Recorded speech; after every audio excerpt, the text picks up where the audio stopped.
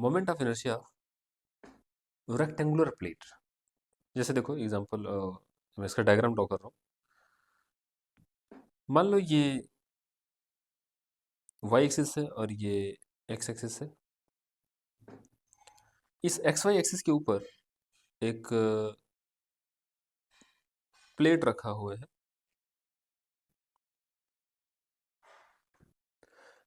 ये जो प्लेट है इसका मास इन्होंने दे रखा है m, ठीक है। ये वाला जो लेंथ है बोला है ये लेंथ a के बराबर है,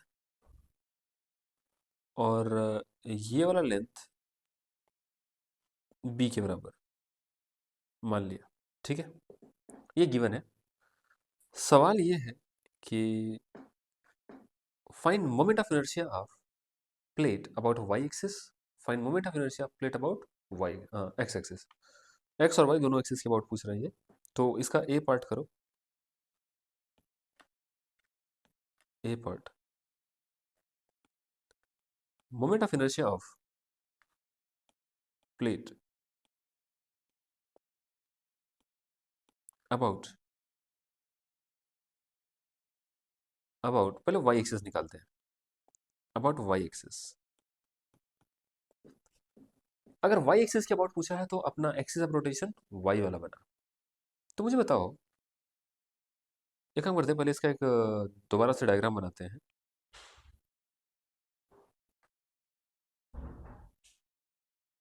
थोड़ा डायग्राम बनाते हैं इसका।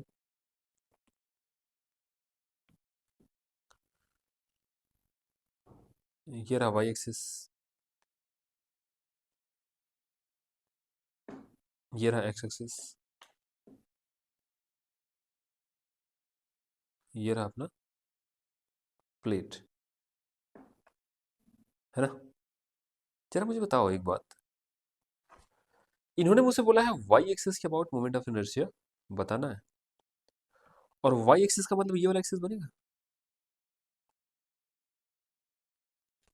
मोमेंट ऑफ इनर्शिया मुझे इसी की अबाउट बताना है, इसको आई वाई लिख दिया। आई वाई का मतलब होता है moment of inertia about Y axis. वहां पे हमारा वाई किसको डिनोट कर रहा है, एक्सिस को। तो एक नोटेशन है काइंड ऑफ, ठीक है। अभी हमने पिछले वाले क्लास में देखा था कि अगर मास को हम एक्सिस के पैरेलल ही शिफ्ट करें तो मोमेंट ऑफ इनर्शिया पे फर्क नहीं पड़ता। सेम कॉन्सेप्ट को यूज करते हुए जरा बताओ, मैं इस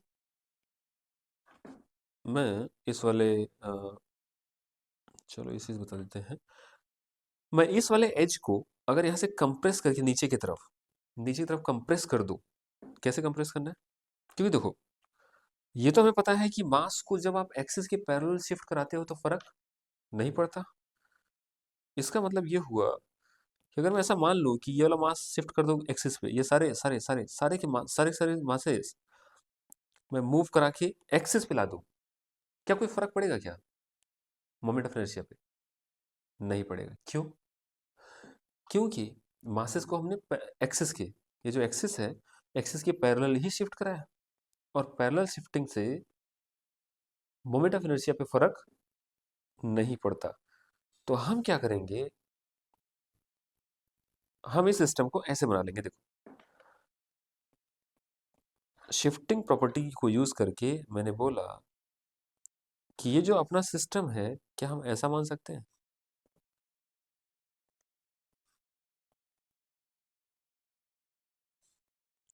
इस दोनों में कोई डिफरेंस है क्या?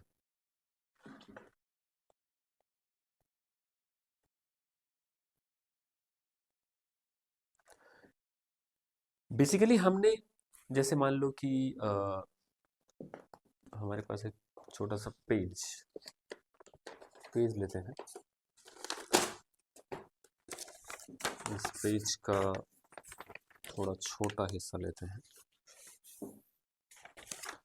ताकि आपको ये बात क्लियर हो सके।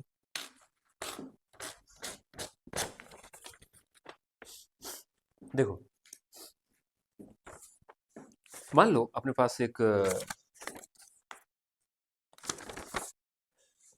ये प्लेट है। अगर इस प्लेट को मैं इस टाइप से मोड़ दूं, ऐसे से मोड़ते जाओ, ऐसे से मोड़ के, ऐसे से मोड़ के, ऐसे से मोड़ के, ऐसे से मोड़ के, मैं चाहूँ तो एक पतला सा रॉड बना सकता हूँ कि नहीं? तो कहने का मतलब ये है कि इस वाले रॉड का इस एक्सिस के अबाउट मोमेंट ऑफ इनर्शिया लिखो, या इस पूरे प्लेट का इसके अबाउट लिखो, बात एक ही है, क्योंकि मास को हम पैरेलली तो शिफ्ट कर ही सकते हैं। वही हमने यहाँ पे दिखा रखा है। तो हमने बेसिकली कंप्रेस कर दिया ऊपर से एक्सिस के अलोंग। तो बस इसका तो हमें आंसर वैसे ही पता है। कितना आंसर आता है आई भाई? इसका मोमेंट ऑफ इनर्शिया, अगर ये रॉड है ए लेंथ का, तो इसका मोमेंट ऑफ इनर्शिया एक एंड के अबाउट कितना होता है? ये तो आपको पता है। तो देखो क्या लिखेंगे। हम्म, इसको लिखेंगे आई इज इक्वल टू, इस वाले एक्सिस के about I is equal to M L square by three, M L square by three, simple सा केस है। तो ये है moment of inertia about Y axis, M L M A square by three. Imagine करो अगर हमसे question पूछा गया होता बी पार्ट, अब हमको बताना है moment of inertia about x axis, moment of inertia about x axis. अब एक्स एक्सिस के अबाउट पूछा है तो पहले इसका डायग्राम बनाओ। ये डायग्राम है अपना। अब एक्स एक्सिस के अबाउट अगर पूछा है तो अपना एक्सिस ये रहा हॉरिजॉन्टल, और अगर हॉरिजॉन्टल एक्सिस है तो हम इस डायरेक्शन में कंप्रेस करेंगे मासेस को। हॉरिजॉन्टल एक्सिस है ना, जिस डायरेक्शन में अपना एक्सिस ऑफ रोटेशन है उसी डायरेक्शन में मैं कंप्रेस कर सकता हूं। तो ये जो सिस्टम बना ना, ये सिस्टम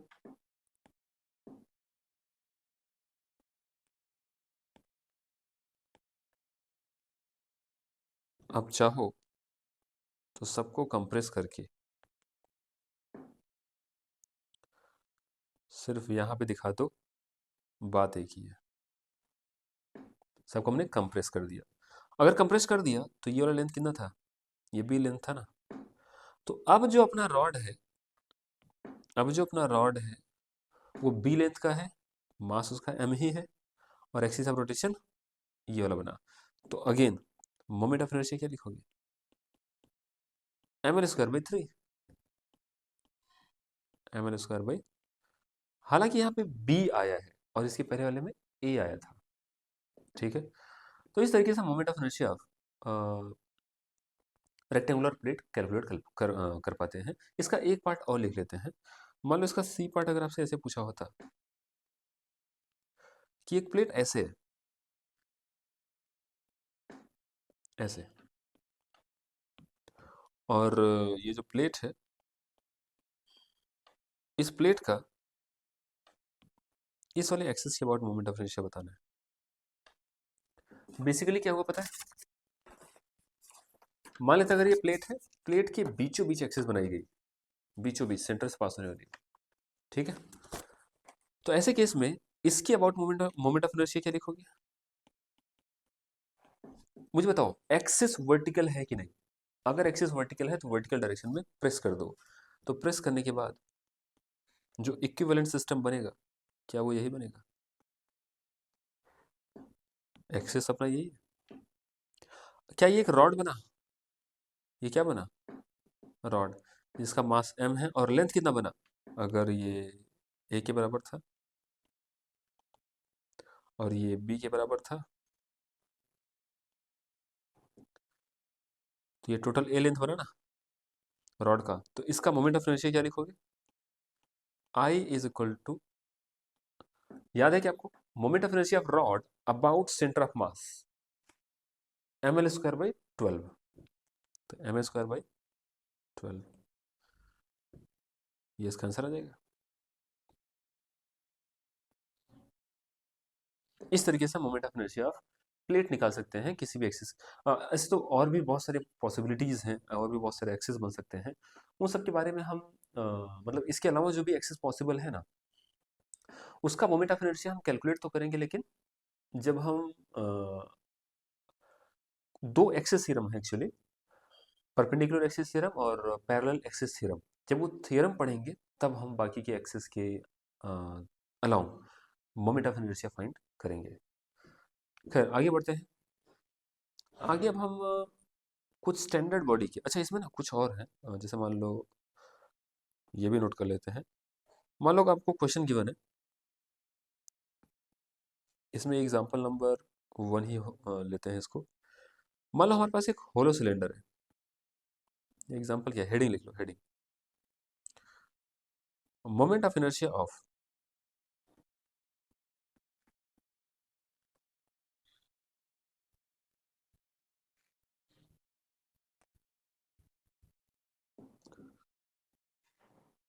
होलो सिलेंडर।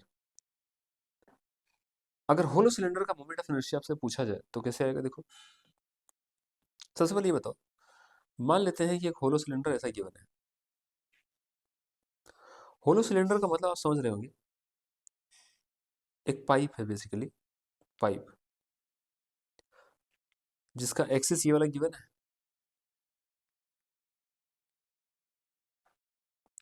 और ये है रेडियस,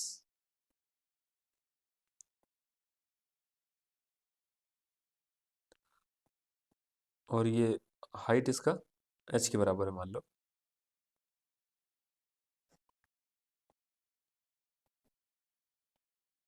ठीक है, हाइट h के बराबर है, रेडियस r के बराबर है, और मैं मान लेता हूँ कि मास m है। होलो है, होलो होलो सिलेंडर है। अगर ये होलो सिलेंडर है तो टॉप से देखने पे आपको क्या नजर आएगा? अगर मैं टॉप व्यू देखूं, टॉप व्यू में मुझे सिर्फ एक सर्कल नजर आएगा कि नहीं? और यहाँ एक्सिस होगी, सर्कल ही नजर आएगा ना। इसके जस्ट पहले अभी अभी हमने शिफ्टिंग वाली बात किया था कि अगर मास को आप एक्सिस के पैरेलल शिफ्ट करें तो कोई फर्क नहीं पड़ता है। तो यार मुझे बताओ, ये जो होलो सिलेंडर है, पाइप पाइप, अगर मैं उसको प्रेस कर दूं, कैसे प्रेस करना है?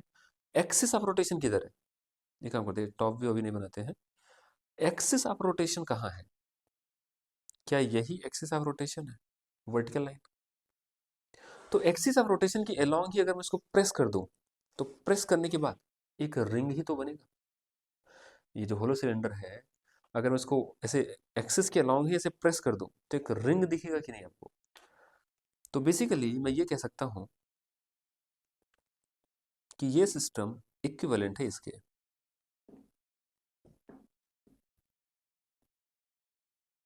इसका रेडियस थोड़ा कम दिख रहा है।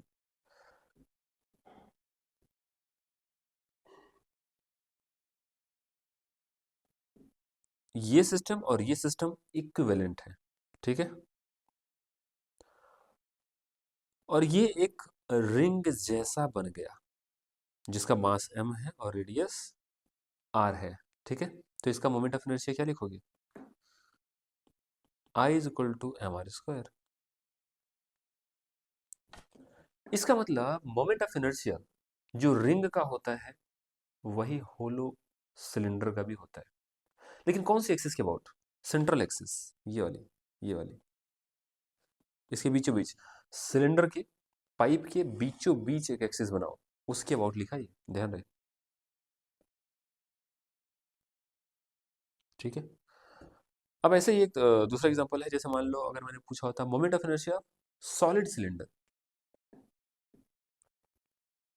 देखो moment of inertia of solid cylinder. अब सॉलिड सिलेंडर का मतलब क्या हुआ? एक रोलर अगर आपने देखा हो, ये भी तो एक सिलेंडर का ही एग्जांपल है ना, जिसमें अंदर से पूरा सॉलिड हो, पूरा भरा हुआ, खाली पाइप नहीं, भरा हुआ पाइप, सॉलिड सिलेंडर। इस सॉलिड सिलेंडर का मोमेंट ऑफ इनर्शिया अगर पूछा जाए तो क्या आएगा निकल के? सबसे पहले तो सॉलिड सिलेंडर ड्रॉ करते हैं। ये रहा सॉलिड सिलेंडर,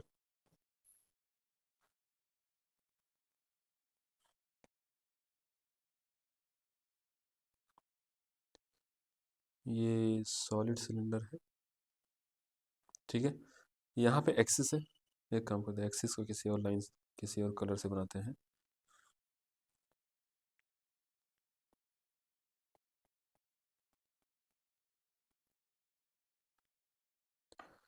एक्सिस तो कुछ ज़्यादा ही विजिबल नहीं था। ये बना एक्सिस ऑफ रोटेशन। इसी एक्सिस के अबाउट मोमेंट ऑफ इनर्शिया हमें पता करना है। तो मैंने अभी बताया शिफ्टिंग वाला तरीका।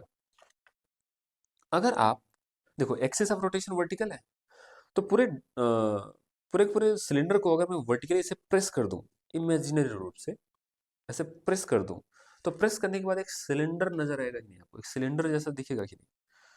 तो ये इक्विवेलेंट तरीके से एक, सॉरी सिलेंडर नहीं, सिलेंडर तो है ही, एक डिस्क नजर आएगा, डिस्क, एक बहुत ही पतला सा डिस्क नजर आएगा। क्या नजर आएगा? डिस्क। और डिस्क का moment of inertia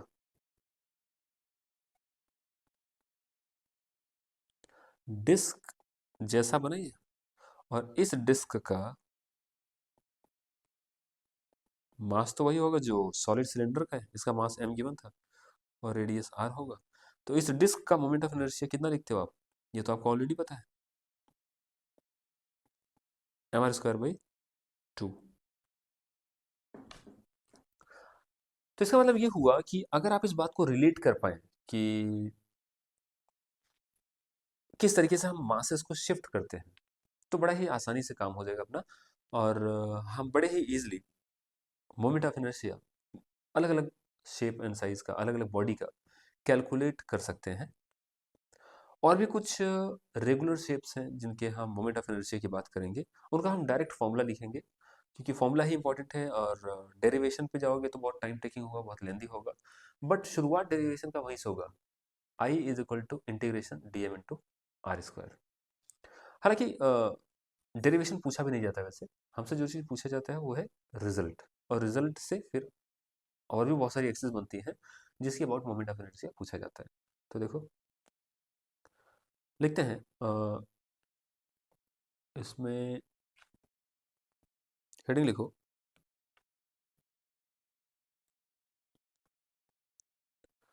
moment of inertia of सम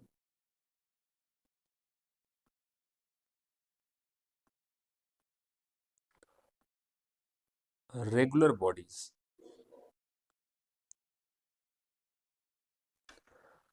अब इसमें बहुत सारे हैं, जैसे सॉलिड सिलेंडर, होलो सिलेंडर, इसका हमने कैलकुलेट कर लिया। अभी कौन बनेगा, सॉलिड स्फीयर, होलो स्फीयर, इस टाइप के बहुत सारी क्वेश्चंस बनते हैं। तो एक एक करके लेते हैं। देखो सबसे पहला, अगर मैं बात करूं, चलो सबसे पहले लेते हैं होलो स्फीयर। सबसे पहले नंबर पे लेते हैं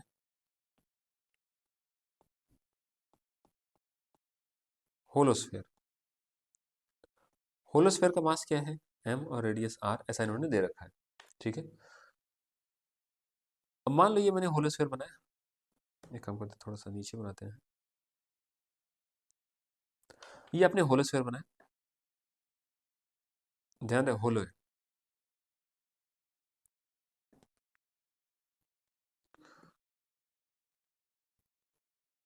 इसका सेंटर यहाँ पे है, ये एक होलो स्फीयर हमने बना रखा है, ठीक है। इस होलो स्फीयर का, इस होलो स्फीयर का इस वाली एक्सिस से, मतलब इस सेंटर से पास होने वाली, सेंटर से पास होने वाली,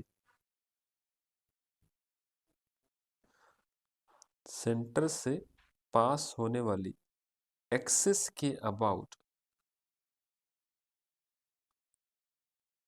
अगर मैंने आपसे मोमेंट ऑफ इनर्शिया पूछा होता, वैसे इसको मैं काम करता हूं, अलग कलर बना देता हूं एक्सिस की,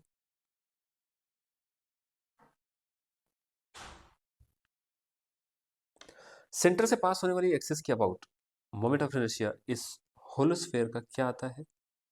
डायरेक्ट रिजल्ट लिखो, I is equal to 2/3 mr²।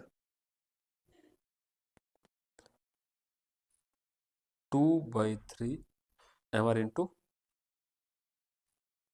Squared. ध्यान रहे, ये वो एक्सिस है, ये एक्सिस एक्सिस ऑफ रोटेशन है पासिंग थ्रू, ये बड़ा इंपॉर्टेंट है भाई, passing through centre, passing through centre. ठीक है, अगर कोई भी एक्सिस जो सेंटर से पास कर रही हो उसके अबाउट स्फेयर का मोमेंट ऑफ इनर्शिया, वो भी ध्यान रखना है, होलो स्फेयर का मोमेंट ऑफ इनर्शिया 2/3 आता है। ऐसे ही अगर ये सॉलिड होता तो, सबसे पहले मुझे ये बताओ, होलो स्फेयर और सॉलिड स्फेयर में क्या डिफरेंस है? डिफरेंस है मास के डिस्ट्रीब्यूशन का। होलो स्फेयर में जो मासेस है वो सिर्फ सरफेस के ऊपर ही डिस्ट्रीब्यूटेड है, जबकि सॉलिड स्फेयर में masses through out the volume distributed होते हैं। तो मुझे बताओ, ऐसे केस में सेम मास अगर मैं लूं तो सेम मास के करस्पॉन्डिंग होलो स्फीयर का मोमेंट ऑफ इनर्शिया ज्यादा आना चाहिए या सॉलिड स्फीयर का? ये बताने के लिए आपको ये सोचना पड़ेगा कि कौन से केस में एक्सिस के करीब ज्यादा मासेस है। अगर मास का डिस्ट्रीब्यूशन एक्सिस के नियर पॉइंट पे ज्यादा होगा तो मोमेंट ऑफ इनर्शिया कम होगा, क्योंकि बहुत सारे मासेस ऐसे होंगे जिनका आर बहुत कम होगा। यही रीजन है कि moment of inertia solid sphere is smaller than hollow sphere. ठीक है, खैर इसका फॉर्मूला लिखते हैं, ज्यादा दिमाग नहीं लगाते हैं वरना मामला कॉम्प्लेक्स हो जाएगा। अब हमने लिया सॉलिड स्फेयर जिसका मास m है और रेडियस r है। सॉलिड स्फेयर बना लेते हैं पहले, ये रहा सॉलिड स्फेयर।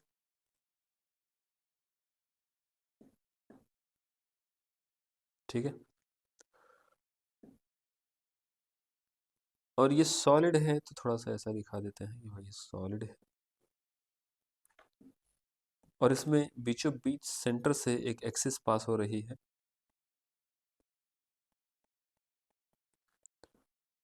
इस एक्सिस के अबाउट मोमेंट ऑफ इनर्शिया पूछा गया है, और अभी अभी मैंने आपको लॉजिकली बताया कि आई की वैल्यू थोड़ी सी कम होनी चाहिए होलो स्फीयर के कंपैरिजन में। तो यही रीजन है कि इसका आंसर आता है 2/5 mr²। आपको क्या सर ये 2/5 कैसे है? इंटीग्रेशन से। वैसे एक आइडिया देता हूँ आपको, 2/3 का मतलब होता है 0.67 अप्रोक्सीमेटली, और 2/5 का मतलब होता है 0.4। 0.4 बड़ा है या 0.67?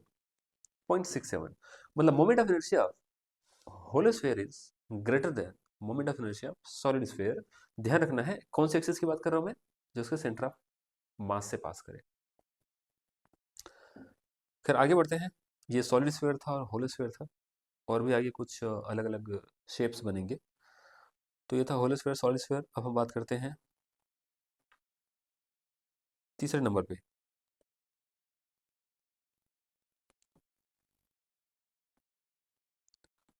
होलो कोन।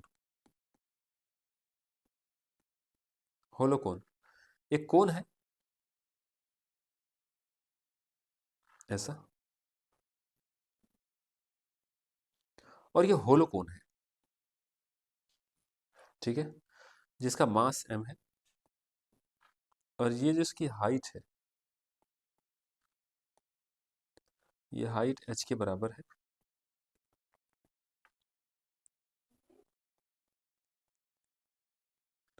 और ये जो रेडियस है, रेडियस r के बराबर है, ये आपको गिवन है। और पूछा गया है कि ये वाली जो एक्सिस बन रही है,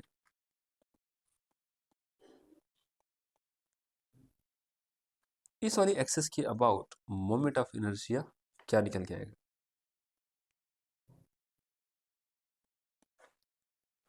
तो रिजल्ट डायरेक्ट हम लिखते हैं, I is equal to m into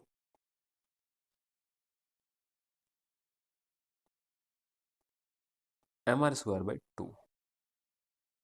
मैं आपको एक चीज जरूर बता सकता हूँ कि इसको याद कैसे रखना है। देखो, ये खोलो कौन ऐसे रखो हाथ के ऊपर, और इसके वर्टेक्स से कंप्रेस कर दो। अगर वर्टेक्स से कंप्रेस करोगे, क्या ये अलाउड है? बिल्कुल अलाउड है, क्योंकि वर्टिकल अपना जो एक्सिस ऑफ रोटेशन है वो वर्टिकल है। तो अगर मैं ऐसे कंप्रेस कर दूं, तो आपको क्या नजर आएगा? एक डिस्क बना हुआ नजर आएगा। ऐसे प्रेस कर दो तो डिस्क जैसा शेप दिखेगा आपको। तो डिस्क का मोमेंट ऑफ इनर्शिया जो होता है वो वही होलोकोन का भी बन जाता है। ये याद करने का बस एक तरीका है। ठीक है। चौथा, सॉलिड कोन। अगला लिखो, सॉलिड कोन।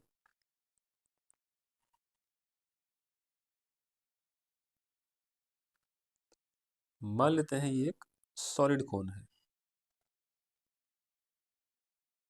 ठीक है, ये एक सॉलिड कोन है। इस सॉलिड कोन का इसी सेंट्रल एक्सिस के अबाउट मोमेंट ऑफ इनर्शिया पूछा गया है। अगेन लॉजिकली मुझे बताओ।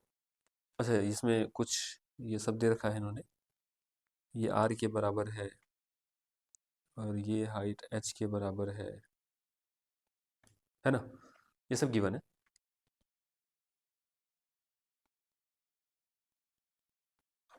ओके, अब हमसे पूछा गया है कि इसका मोमेंट ऑफ इनर्शिया क्या होगा।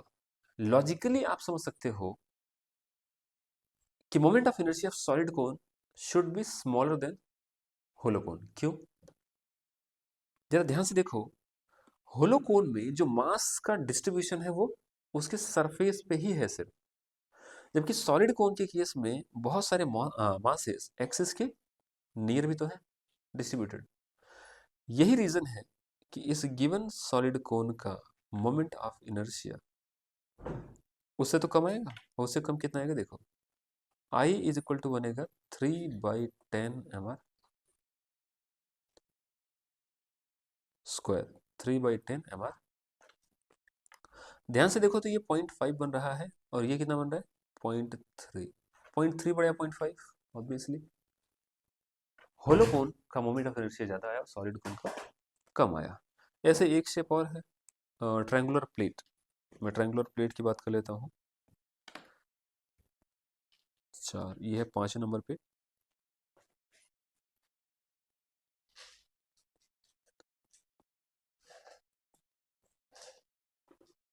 अ, 5वें नंबर पे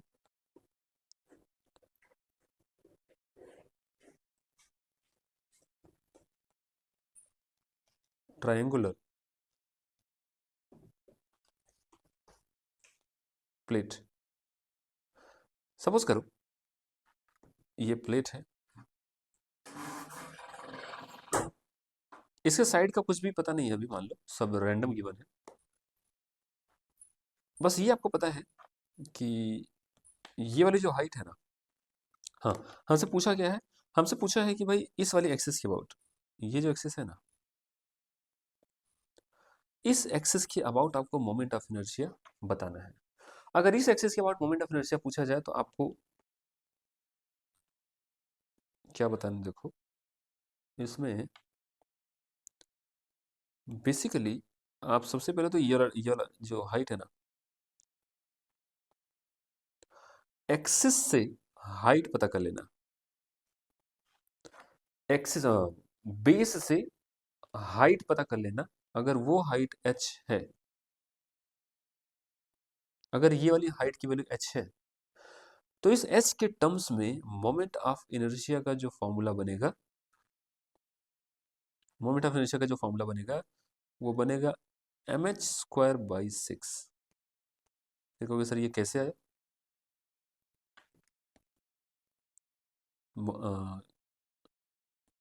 I is equal to mh²/6 कैसे आया? इंटीग्रेशन से। तो मोमेंट ऑफ इनर्शिया mh²/6। अच्छा, सपोज करो कि आपको किसी इस वाले एक्सिस के अबाउट, मान लो आपको इस वाले एक्सिस के अबाउट मोमेंट ऑफ इनर्शिया पूछता, तो आप इस वाले बेस से हाइट पता करते, ये हाइट पता करते। जैसे ये हाइट आता ना, आप लिखते mh²/6 आंसर आ जाता है। ठीक है, तो इस बात को हम ध्यान रखेंगे। बेस से हाइट पता चलना चाहिए बस, और टोटल मास। जैसे ये पता चलेगा आंसर mh²/6। फिलहाल आज के लिए बस इतना ही, मिलते हैं अगले वाले क्लास में।